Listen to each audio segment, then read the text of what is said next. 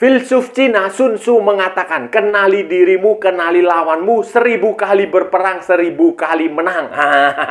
Itulah yang tampaknya benar-benar dipahami oleh timnas U17 ketika melawan Korea Selatan. Sadar lawan lebih berat, mereka memainkan taktik bertahan. Dan saya rasa ini saudara-saudara, saya rasa ini nanti ketika pertandingan melawan Yaman dan Afghanistan, Nova Arianto pasti akan menggunakan taktik yang berbeda, mungkin agak lebih agresif.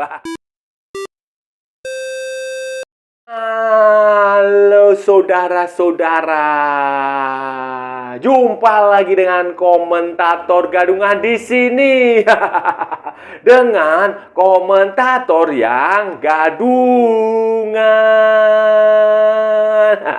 Seperti biasa saudara-saudara, seperti biasa. Kalau kita sudah bertemu pasti akan ada yang kita bicarakan, akan ada yang kita perbincangkan, kita ulas, kita analisis, kita cakap, kita gibahin, kita bacotin, kita cangkeman. Tentang sepak bola di seputaran Asia Tenggara, di negara-negara tetangga, negara-negara sahabat, negara-negara jiran, negara-negara serumpun, Indonesia, Malaysia, Thailand, Vietnam, Laos, Myanmar, Kamboja, Filipina, Brunei, Darussalam, Singapura, Timor Leste, Australia, Wakanda, Konoha, negara api, negara angin, negara air, negara dongeng, dan sekitarnya. Semua akan kita bicarakan secara fair, secara jujur, secara adil, tanpa muatan politik, tanpa kebencian, tanpa provokasi, hanya berdasarkan fakta dan bukan klaim semata. Saudara-saudara, tidak ada hoax, tidak ada hoax, tidak ada hoax, dan tidak lebay. Baik yang sudah lama maupun yang terkini. Bebas saudara-saudara, bebas. Yang penting sopan.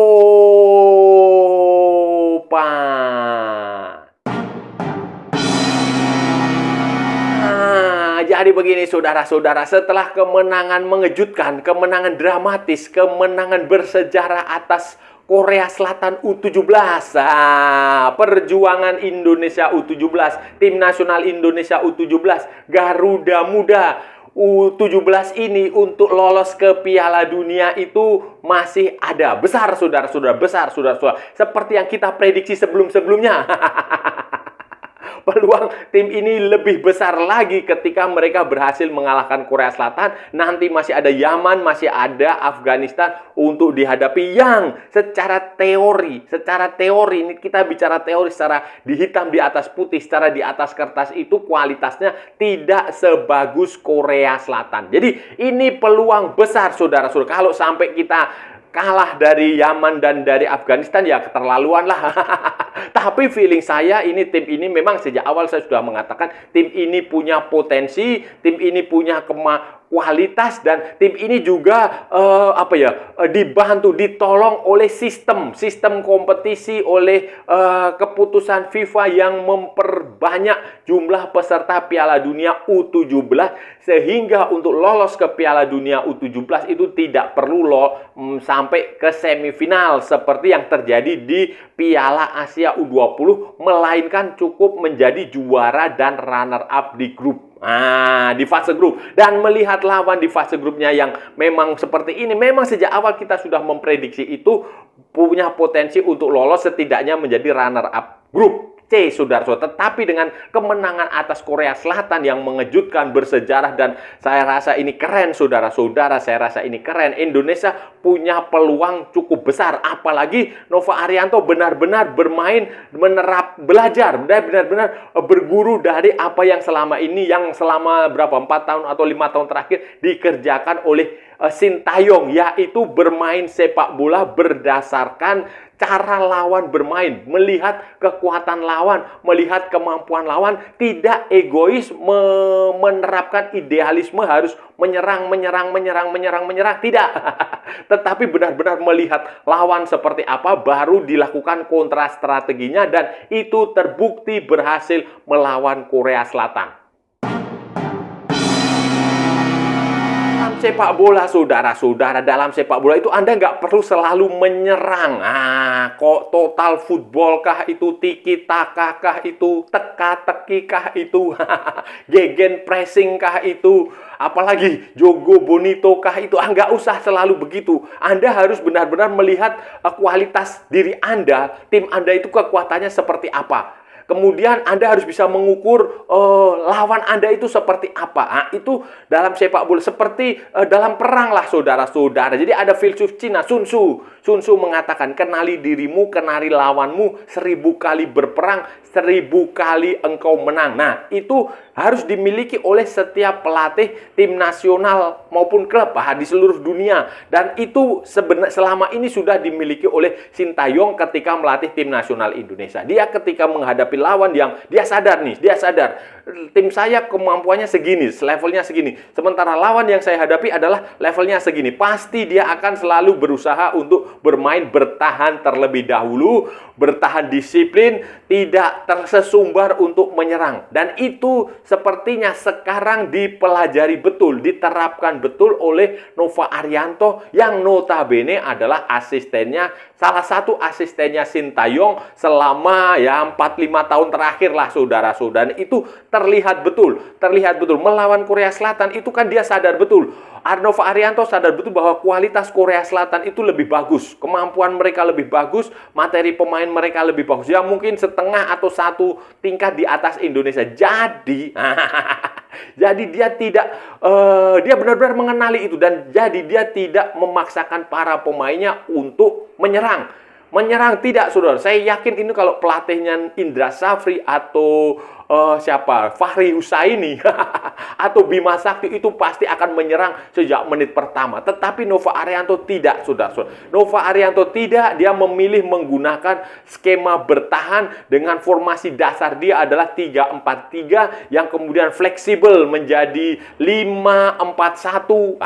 Kayak begitulah kombinasinya itu sangat bagus, disiplin dan pemain juga disiplin. Di lini belakang disiplin, lini tengah disiplin, lini depan juga disiplin dan ya hasilnya seperti itu. Kedisiplinan itu saudara-saudara, sepak bola itu terkadang momentum saudara-saudara. Kita nggak perlu menguasai bola selama 90 menit, tetapi begitu kita dapat bola kita bisa menjadikan itu gol. Ketika lawan melakukan satu pun sedikit saja kesalahan itu bisa kita manfaat. Itulah sepak bola itu seperti itu. Tidak harus selalu menyerang. Kalau Anda punya tim yang berisi Lionel Messi di situ, Cristiano Ronaldo, Mohamed Salah, Xavi Hernandez, Andres Iniesta, Erling Haaland, itu bolehlah Anda menyerang boleh. Tetapi kalau timnya ya seperti ini ya nggak usah terlalu sesumbar untuk menyerang. Dan itu sepak bola ya seperti itu, momentum. Dan itu terbukti melawan Korea Selatan itu momentum, kesalahan kecil saja itu, handsball. Handsball pemain Korea Selatan di kotak penalti pada menit ke-90 berapa ya, plus 1 atau plus 2 atau plus 3 atau plus 4. Pokoknya di menit-menit di additional time babak kedua itulah yang menjadi pembeda. Evandra Florasta itu mencetak gol dari penalti, gagal, kemudian rebound dia sampai. Dan itulah sepak bola seperti itu, momentum saudara. Yang penting itu dia bukan hanya sepak bola, dalam hidup itu juga seperti itu. Kadang momentum, kadang peluang sekecil apapun itu bisa menjadi sebuah keuntungan besar. Dan tidak perlu untuk selalu mencari momentum, selalu mencari peluang sepanjang pertandingan. Ada saat-saat tertentu saja momentum itu dan itu butuh kedisiplinan, butuh benar-benar disiplin pemain bertahan dengan baik, bertahan dengan rapi, menjalankan semua instruksi pelatih, tidak melakukan kesalahan. Kuncinya itu ada dua, disiplin dan tidak melakukan kesalahan sendiri. Dan terbukti itu berhasil walaupun kesalahannya kemudian dilakukan oleh pemain Korea Selatan. Tidak masalah, menang 1-0, menang 2-0, menang 3-0, menang 1000-0 itu sama saja. Yang penting menang karena nanti golnya, targetnya, tujuannya adalah lolos ke Piala Dunia. Dengan pertandingan berikutnya, saudara-saudara, saya hakul yakin nanti Nova Arianto, timnas U17 ini ketika pertandingan berikutnya melawan Yaman atau melawan Afghanistan itu pasti dia akan menggunakan taktik, skema, formasi, cara bermain yang berbeda dari pertandingan melawan Korea Selatan. Pasti berbeda. Saya berani bertaruh mereka akan menyerang. Beda dengan waktu melawan Korea Selatan. Karena dia sadar diri. Sadar diri Korea Selatan lebih bagus, dia bertahan. Nanti melawan Yaman, melawan Afghanistan, dia sadar diri bahwa peluangnya ada 50-50. Mungkin ya kalau kita bilang mereka terlalu di bawah kita, ya terlalu sombong lah, nggak usah. Ya kira-kira 50-50 lah. 50-50 dengan 50-50 itu chance untuk menyerang itu jauh lebih bagus dibandingkan seperti waktu melawan Korea. Kalau melawan Korea saya lihat memang peluangnya kualitasnya Korea Selatan agak 60, Indonesia 40 atau 55 45 untuk Korea lah. Tetapi melawan Yaman, melawan Afghanistan ini 50-50. Bahkan kita mungkin agak sedikit di atas, sedikit punya kemampuan agak sedikit di atas. Nah, ini saya rasa ini nanti Indonesia U17 ini pasti akan menyerang. Beda taktik pertama dan taktik kedua beda.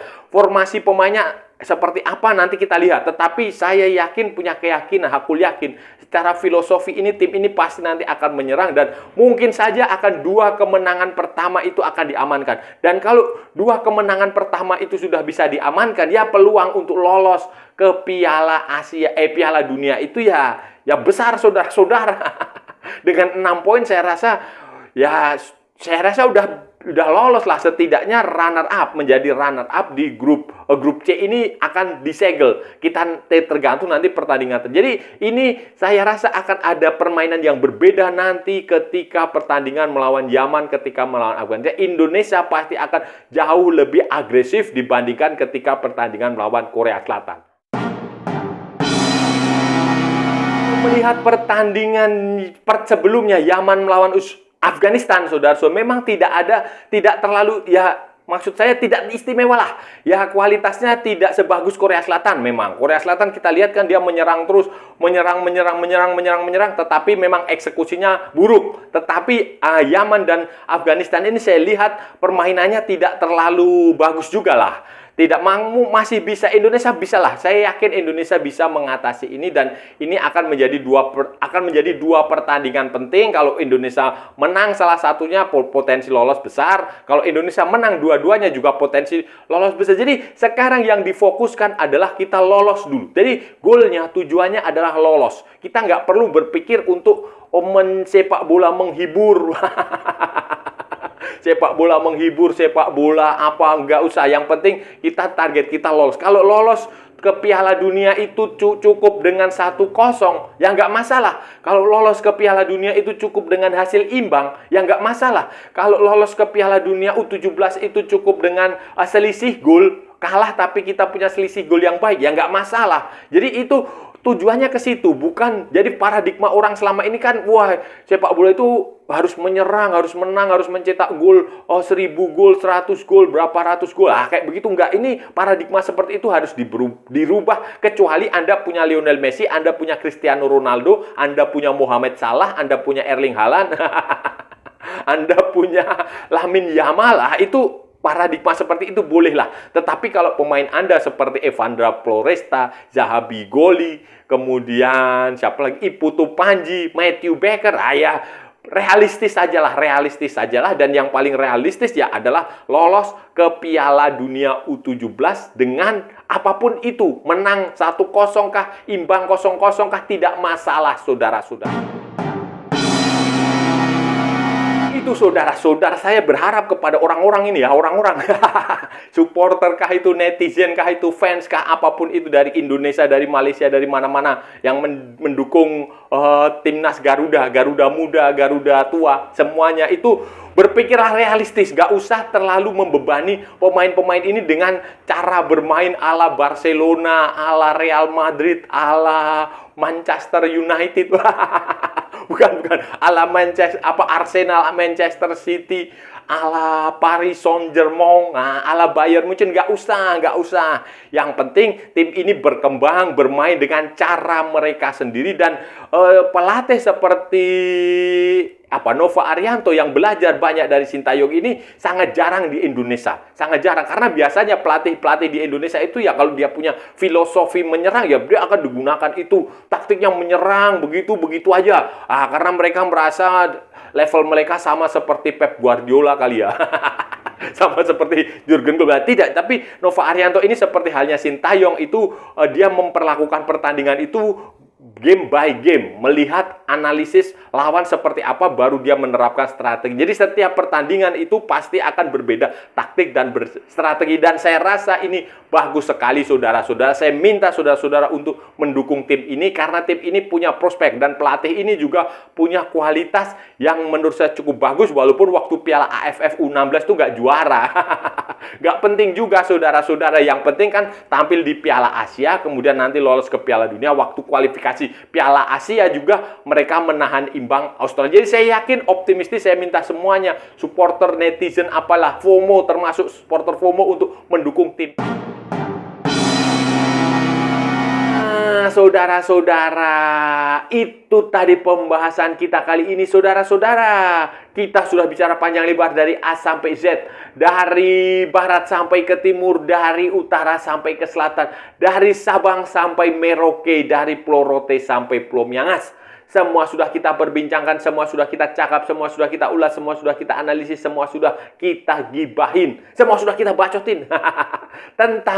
Tadi kita bicara tentang Tim Nasional Indonesia U17 di pertandingan berikutnya. Preview Tim Nasional Indonesia U17 di pertandingan berikutnya di Piala Asia U17 2025 di Arab Saudi. Jadi peluang Tim Nasional Indonesia seperti yang sudah kita selalu katakan, sudah prediksi, sudah bilang sejak awal saudara-saudara, sejak lama, sejak undian dilakukan itu terbuka lebar. Dengan dua tim dari masing-masing grup yang akan lolos ke Piala Dunia U17 di Qatar, saudara-saudara. Indonesia punya peluang besar karena berhasil mengalahkan Korea Selatan di pertandingan pertama, saudara-saudara. Pada pertandingan pertama itu Indonesia secara dramatis menang lawan Korea Selatan 1-0 lewat penaltinya Evandra Floresta. Selanjutnya masih ada dua pertandingan lagi, saudara-saudara. Masih ada Yaman dan masih ada Afghanistan. Dan yang menarik dari pengamatan saya adalah taktik yang digunakan Nova Arianto ini benar-benar gitulah. Lawan Korea memang harus bertahan, saudara. Dia sadar betul kekuatan Korea Selatan itu lebih bagus dari Indonesia, sehingga mau tidak mau ya taktik yang digunakan bertahan, nggak usah menyerang, nggak usah sok-sokan pamer tiki taka yang akhirnya menjadi teka-teki. Nggak usah sok-sokan kuar-kuar total football, nggak usah. Yang penting hasilnya saja cukup menang. Itu sudah jadi bertahan, dan itu terbukti. Bertahan dengan cukup disiplin, cukup rapat selama 90 menitan. Kemudian di additional time menit ke 90 plus berapa? 2 atau plus 3 atau plus 4 itu kesalahan pemain Korea Selatan membuat Indonesia mendapatkan penalti, dan itu dimanfaatkan dengan Evandra Floresta. Walaupun gol tendangannya sempat ditapis kiper, kemudian rebound dan dia berhasil mencetak. Dan memang seharusnya itu negara seperti Indonesia, tim nasional seperti Indonesia itu ya bermain dengan cara begini. Kita nggak usah terlalu terlalu kuar-kuar, terlalu sombong, terlalu sesumbar, terlalu idealis, terlalu berangan-angan melihat tim nasional Indonesia main seperti Barcelona eranya Pep Guardiola, eranya Luis Enrique, eranya Lionel Messi. Kayak begitu nggak usah berusaha untuk melihat Indonesia bermain total football ala Rinus Michel atau ala Ajax Amsterdam di eranya Louis van Gaal. Nggak usah kayak begitu. Jadi karena memang kualitasnya beda, kemampuan pemainnya juga beda. Jadi yang penting adalah menang. Dan ini Nova Arianto benar-benar belajar dari taktik strateginya Sintayong ketika dia menyesuaikan lawan main seperti apa, dia membuat kontra strateginya. Lawan punya kekuatan begini, dia meresponnya dengan cara bermain seperti ini. Memang harus seperti itu, saudara-saudara, harus seperti itu. Dan ya bermain bertahan itu nggak salah juga. Jose Mourinho parkir bus, kemudian juara Liga Champions bersama Inter Milan, juara di mana-mana, itu sah saja secara taktik, sepak bola sah karena dia merasa kualitas pemainnya ya seperti itu. Nah, dan ya semoga setelah nanti 2 pertandingan lagi Indonesia akan bisa ya menang atau imbang, setidaknya bisa lolos ke Piala Dunia 2025, Piala Dunia U17. Dan saya rasa sudah cukup ya pembahasan kita kali ini. Kalau ada salah-salah ya mohon maaf. Namanya juga gadungan saudara-saudara, wajar kalau gadungan itu salah. Tetapi kalau benar saudara-saudara berarti sebuah kebenaran. Kalau saudara-saudara merasa channel ini bermanfaat, berguna, menghibur, menginspirasi, silahkan like, share, and subscribe. Tapi kalau tidak, saudara-saudara abaikan saja, skip, jangan ditonton. Tetapi jangan membuat komentar yang menghina, menghujat, merendahkan orang lain. Jangan nyampah. Nah, kira-kira begitulah. Ini hanya bola, kita cari teman, bukan cari musuh. Ikuti juga akun media sosial komentator gadungan, ada di Instagram, ada di Facebook, dan ada di TikTok yang bukan TikTok Shop, saudara-saudara. Oke, sampai bertemu lagi di edisi berikutnya dengan tema-tema yang jauh lebih tidak bermanfaat, dengan tema-tema yang jauh lebih tidak berguna, dengan tema-tema yang jauh lebih membagongkan.